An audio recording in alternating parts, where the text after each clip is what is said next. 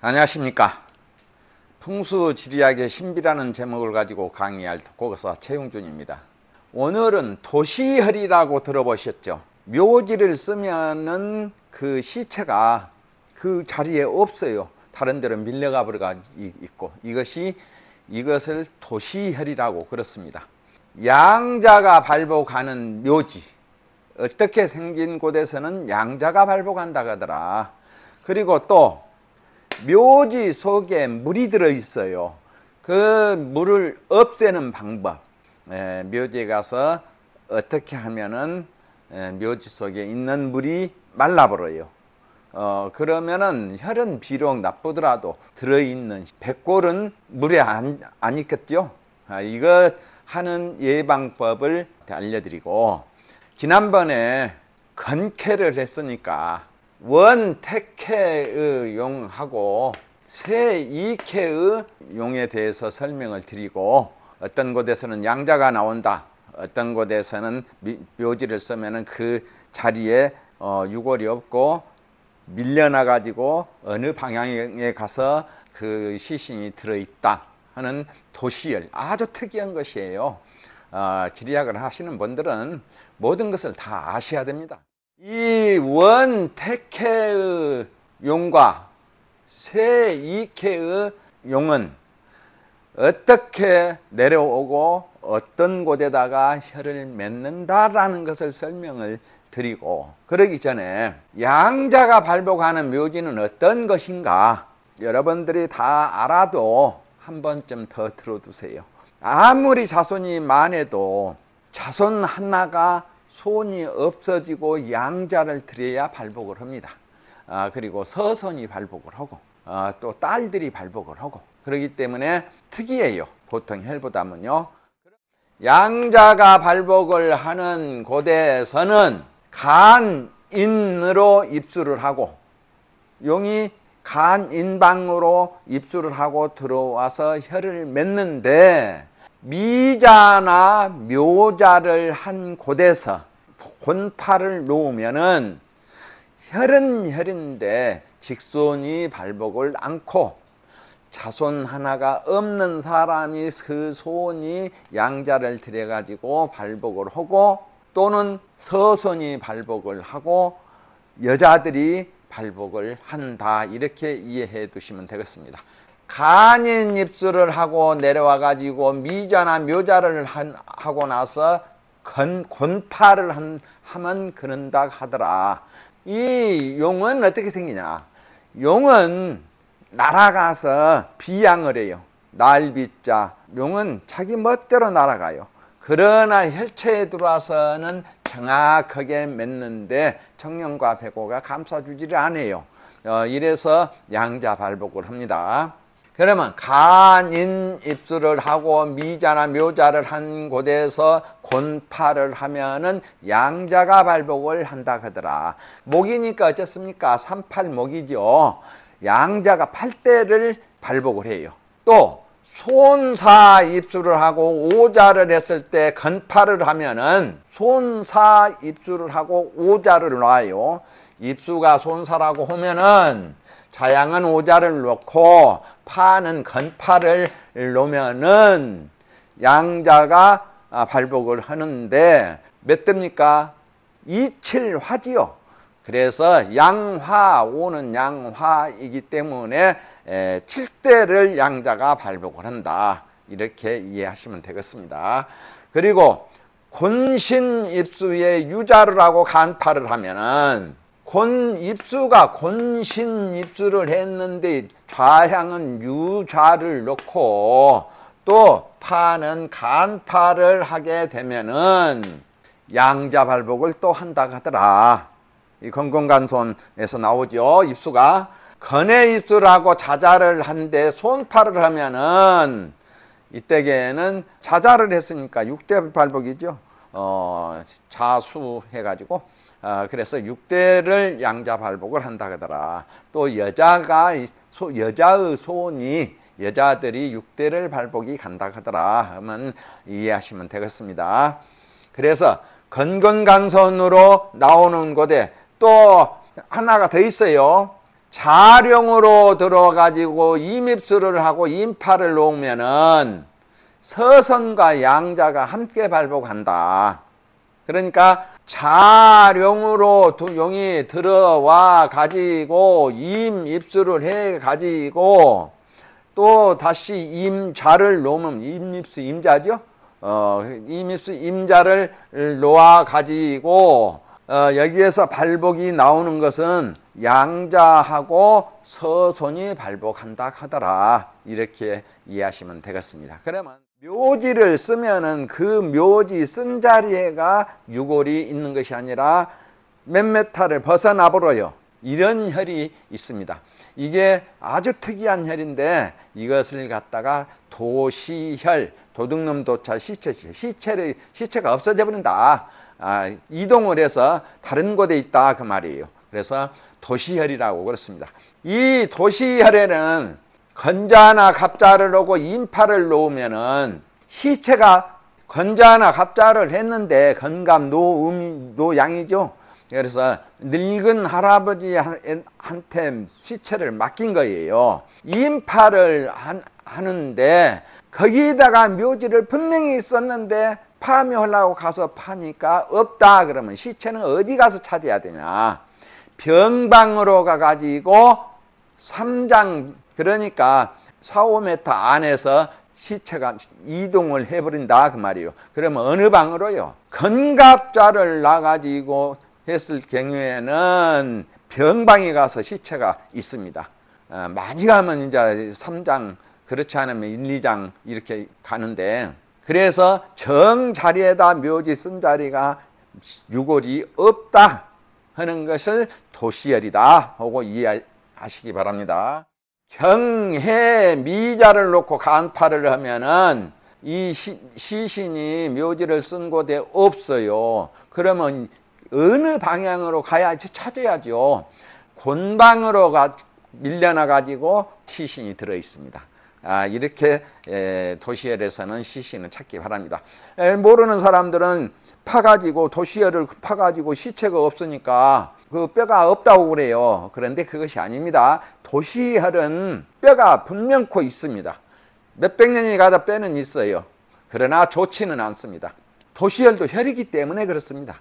도시혈에서 경, 해, 미, 좌로 놨을 때에는 간파를 놨을 때에는 곤방에서 시신을 찾고 같은 경자나 해자나 미자를 같이 놨는데 인파를 해도 이곳에는 참 무섭습니다. 이런 곳에는 절대 안 써야 돼요. 묘지를 쓰거나 하면 짐승이 시신을 갉아먹어 버려요. 도둑을 아예 맞아버립니다. 그러니까 찾을 길이 없죠. 그래서 이런 곳에는 절대 써주지 마시고요. 그러나 좋은 곳에서 이장을 하면은 백골은 살아있어요. 혈이기 때문에 살아있습니다. 그런데 건자에 간파를 하면은 묘지 속에 들어있는 시신이 이쪽 저쪽으로 흩어져 버립니다. 왜 그러냐? 물이 조수왕래를 하기 때문에. 조수왕래라 하는 것은 무엇인고는 물이 관 속에서 들어갔다가 가득 찼다가 또 빠져버립니다. 그러니까 물결에 출렁출렁해서 뼈들이 이쪽 저쪽으로 흐트러져 버려 있어요. 그리고 손사방으로 물이 들어오는 묘지 속에서는 이거는 생시혈이에요. 혈이 손사방이 사절방이에요. 그런데 물이 들어와요. 그러면 그거는 생시혈. 이것도 혈은 혈이죠. 왜 그런가? 나쁜 것을 재앙이 따르고 질병이 따르고 집안에 풍지박산 나고 이런 일을 해도 혈은 혈입니다. 생시혈이라 하는 것은 처음에 사람이 죽어서 묻어놓으면은 이 머리카락이 길어나고 손톱이 길어나고 살이 하나도 썩지 않고 오히려 부풀어 있습니다. 이것을 생시혈이라고 합니다. 그래서 이런 것을 여러분들이 알아두시면 재밌어요. 산에 가서 이거는 여기는 묘지를 파면 시신이 없습니다. 그러면 어디 갔냐? 무슨 방 몇 보 가면은 거기를 파면 시신이 나옵니다. 이게 기가 막힌 일 아닙니까? 그래서 이런 것들을 지사들은 반드시 알아두셔야 돼요. 또 묘지에 물이 들어요. 물이 들었으면 이장을 않고 그 묘지에 물을 빠지게 하는 방법이 있습니다. 그거는 간단해요. 좌가 오자를 했으면 혈처에 있는 육합방을 파게 되면은 혈처관 속에 들어있는 물이 빠져나갑니다. 그래서 나빠도 물이 빠지니까 유골에는 물에 있는 것보다는 낫겠죠. 그러나 이장은 해야겠죠. 그래서 육합방에다가 땅을 깊이 파면은 묘지에 든 물이 없어진다 하더라. 말라요. 그러면은 한 가지 이제 물이 말리면 그런 곳은 불이 들 수가 있어요. 반대로 물이 빠져버리면 불이 들면 어쩌습니까? 새카맣게 타져버리죠. 이런 것을 갖다가 보는 것이 육합방. 그러면은 갑자를 낳았으면 기방을 팝니다. 기합이죠. 이것이 육합이에요. 천간합하고 지지합이 되는 곳을 파면은 물이 묘지 속에 들어있는 물이 말라버립니다. 그러나 이런 것은 하루속히 이장을 해야 돼요. 물이 말라도 뼈가 삭아서 타져버리기 때문에 없어져 버리기 때문에요. 그래서 이런 것을 아시면 되겠고, 한 가지 더 겸해 드리자 하면은 반대로 육합방에 묘지를 안 썼어요. 그런데 육합방에가 우물이 있어요.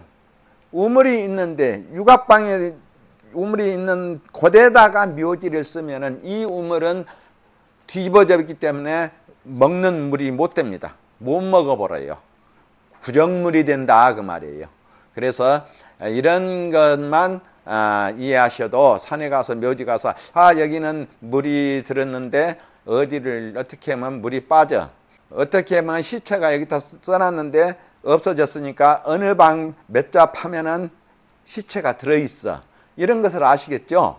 이런 것은 또 양자가 발복에, 딸이 발복에, 서손이 발복에 이런 것을 알려드리는 과정입니다. 수없이 많아요. 그런데 간단하게 지금 몇 개 뽑아서 설명을 해드리고 있습니다.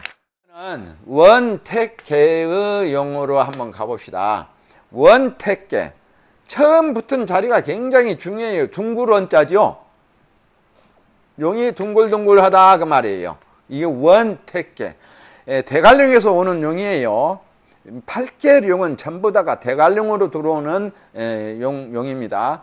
용을 찾을 때는 24령을 찾을 때는 어떻습니까? 8개 령에서 영과 송을 보고 24령을 찾습니다. 8개 령에서 오는 영송을 볼 줄 모르려면 24령을 못 찾아요. 제가 장담하는데 못 찾아요. 그래서 24령을 찾으려면 8개 령에서 영송을 보고 이 용은 무슨 용으로 갔다라는 것이 나오죠.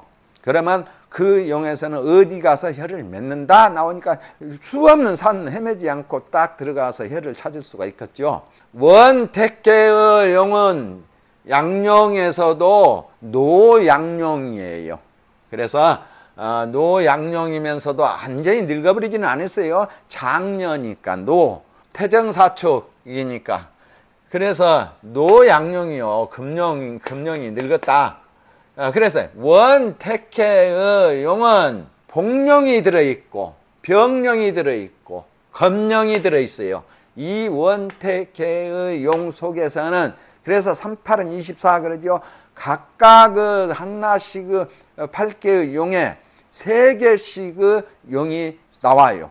그래서 복령이 들어있고 병령이 들어있고 검령이 들어있는 것이 원택계의 용이다 하더라. 그러면 원택계는 여기도 둥글고 여기도 둥글고 여기도 둥글어서 원택계라 하더라. 둥글원자. 그래서 첫 번째 치가 굉장히 중요합니다. 용이 둥글둥글하게 내려와요. 그러나 중간에 와서는 맥기봉에서부터서는 목성체예요. 이게 목성체가 토성체로 오해하지 마세요. 토성체는 반듯하게 있는 것이 토성체고, 반듯하면서도 옆으로 기울어졌거나 땅에서는 반듯해 있는 것도 목성체인데, 통나무 반듯한 것을 양쪽 딱 잘라서 눕혀놓은 것이 목성체의 누워있는 목성체다. 이렇게 아시면 되겠습니다. 왜 그런 거는 여러분들이 지금 각각의 오행에서 서 있는 거, 누워 있는 거, 앉아 있는 거 이런 것을 모르기 때문에 이런 것은 토상이라고 해버릴 수가 있어요. 그러나 원택해 중간에서 토가 있어가지고 토생금을 해서 기가 왕성해질 것 같지만은 목성이 있어가지고 이게 목성이에요, 목성. 그래서 잘못 알아버리면 우와 너무나 강해서 제가 못 써 이럴 정도가 아니에요. 그래서 잘못 보지 말고 옆으로 있는 것은 목성이라 하더라. 옆으로 반듯이 베개처럼 반듯하게 있는 것은 목성이라 하더라. 이렇게 이해하시면 되겠습니다. 지령으로 다시 나가가지고 용이 산을 고개를 갔다가 언덕을 넘어가지고 수척하게 가는 곳에다가 수척한 곳에다가 이게 수척하게 내려와 갖고 둥글게 만든 곳에 들어가지고 수척한 곳으로 와혈로 맺습니다. 그래서 원택해에서는 와혈로 맺는데 수척한 곳에다 맺는다 하더라. 복령은 원택해의 용의 영성이 반반하면서도 고드니까 복령이라 하더라. 영성이 여가 이제 붙어요. 지금 영성, 여기는 영성을 그려놨는데 여기는 영성을 그려놓지 않았습니다. 그래서 영성이 반반하면서도 고드니까, 그리고 영성을 보고 24룡을 찾죠. 고드니까 복령이라고 하더라. 복복자 복령이에요. 엎드릴 자 복자 아니에요. 그리고 병령은 원택해의 용의 영성이 약간 공허해가지고 허게 만들어졌으니까 붕 떠서 끊어진 것처럼 생겼기 때문에 병령이라 하더라. 그리고 검령은 원택해의 용에서 영성 붙은 것이 또다시 둥글어요. 이 영성이 둥글둥글둥글해요. 이게 둥글기만 하면 괜찮은데 끝이 날카롭게 겁살로 겁지로 나가요. 그래서 검령이 됩니다. 이 세 군데에서 맺는데 삼이화캐 세이자 간을 세자죠. 그래서 이캐 용은 내려오면서 용이 간을 닦으더라. 가늘면서도 골맥으로 내려온다. 골맥이라 하는 것은 바위맥으로 내려온다. 이렇게 이해하시면 됩니다. 그러면은 새 이케는 화이기 때문에 화성체로 툭툭툭툭 일어나가지고 골맥을 두고 몇 기마다 골맥을 두는데 혀를 맺는 곳만큼은 골맥이 아니에요. 그런데 혈처의 앞은 또다시 골맥으로 변합니다. 여기가 너무 강하니까 이런 것은 여기가 강해서 나오는 것이에요. 나와서 어떻습니까? 혀를 보고 딱 있으니까 굉장히 좋죠. 이케운 양령이면서도 소양령이요. 정령과 전령과 편령이 이 세 개가 들어있다. 세령의 영성이 용은 가늘어요. 이게 용이에요. 용은 가늘고 혀는 어떻습니까? 도렬로 반반하게 만들고 혀를 맺습니다. 이래서 각각의 혈이 어떤 곳에서 맺는다. 또 용이 각각의 세 개씩 용을 달고 들어오는데 영성이 어떻게 생겼으면 무슨 용이 나온다 하더라. 이것을 지금 알려드리고 있습니다. 세 이케의 용은 골맥으로 용이 내려오고 그러나 혈처에서만큼은 바위가 없다 하더라. 그런데 혈처 앞에 바로 혈처 앞으로 나가서 앞에서 안산이 이 자체에서 안산을 만들어 줍니다. 이 세이케는. 그래서 다른 산보다도 찾기가 더 쉬워요. 안산이 바로 앞에서 푹 일어나서 안산을 해줍니다. 그래서 정령은 세이케의 영성이 가늘면서도 품어주니까 이거를 품어줬죠. 품어주니까 이거는 정령으로 가서 혀를 맺는다. 그래서 정령이 나가서 대혀를 맺어요. 그리고 세 이케의 영이 정령에서는 효자가 나오고 충신이 나오고 군자가 나옵니다. 정의로운 사람이 나와요. 그리고 전령에서는 세 이케에서 전령으로 나오려면 어떻게 영성이 되어야 되냐. 영성은 중간이 끊어졌기 때문에 전령이라고 한다. 그러면 이 영성의 중간이 이덴침 끊어져요. 그러면은 끊어질 절자 전룡이라고 합니다. 그리고 24령 중에서 전령이 있죠. 그리고 이 전령은 간간히 발복을 하다가도 흉한 절을 만났을 때에 실패를 자손들이 많이 한다고 하더라. 이렇게 이해하시면 되겠습니다. 그리고 또 편령이 나오는데, 편령은 영성이 또다시 가늘게 생겼기 때문에 편령이라 그러는데, 영과 송이 한쪽에만 있는 것이, 이게 없는 것이, 이렇게 해서 영과 송이 한쪽에만 있죠. 이것이 편용을 만들어 주는 용이에요. 편령에서는 서선이 발복하고 애선이 발복이에요. 그러면 아까 말씀드렸죠. 양자 발복하고 서선 발복하고 여자가 발복한다는 거, 그것이 바로 이게 편령에서 나온 용이 간인 입술을 하고 묘자를 해서 곤파를 하면은 양자 발복을 하고 서선이 발복하고 여자들이 잘 된다. 그러면 직선들은 별 것 없어요. 이렇게 이해해 두시면 되겠습니다. 그러면 도시혈은, 재차 말씀드리자면 도시혈은 어쩌냐. 도시혈은 묘지를 써놨는데 그 자리가 유골이 들어있는 것이 아니라 한쪽으로 어느 방향으로 3, 4m를 나가갖고 있으니까 거기를 파야 시신이 나온다. 이게 이렇게 알아두시면 되겠습니다. 예, 오늘은 여기까지 하겠습니다.